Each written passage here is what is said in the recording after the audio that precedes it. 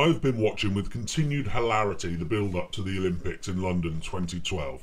Without anyone actually coming out and saying it, the UK has turned into a police state with a paramilitary police force solely because of the Olympics.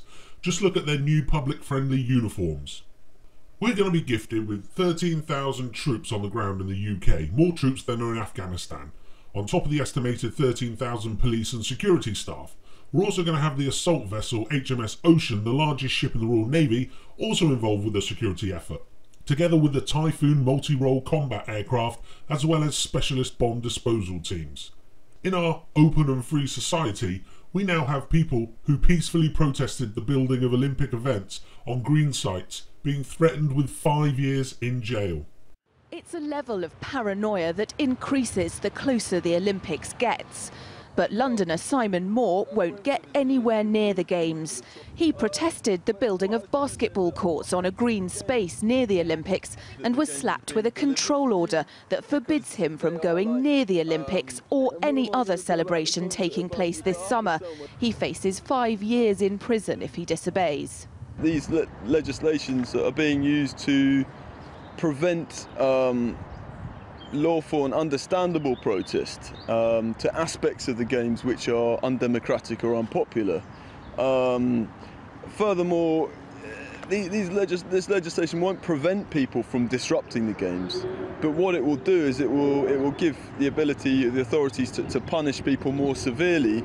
I think it's insane. I think that it shows the prevailing state of consciousness in our governments and the world, which is one of fear, ultimately. Fear and control. Philip Hammond said the 2012 Olympics were a once-in-a-generation event for the country, and Britain wanted them to be safe for the athletes coming from around the world, all for a tidy £24 billion. That's 10 times what we were originally told.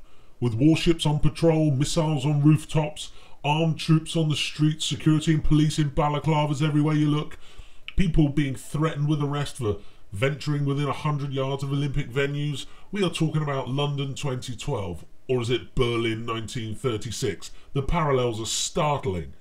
In an effort to clean up Berlin before the 36 Olympics, the German Minister of Interior authorised the chief of the Berlin police to arrest any undesirable people prior to the Games and have them slung in detention camps. Political enemies were also incarcerated in the camps. In an open and free society, these things just wouldn't happen, would they? But don't you get it? In Britain, in 2012, you don't live in an open society. It's all an illusion. You see, we've been conditioned to be scared of the bogeyman. Terrorists that we created and funded from the early 80s right up to 9/11, and more recently in Libya and now Syria. Even the latest Al-Qaeda operative who was planning to blow up an airline bound for America was working for the CIA.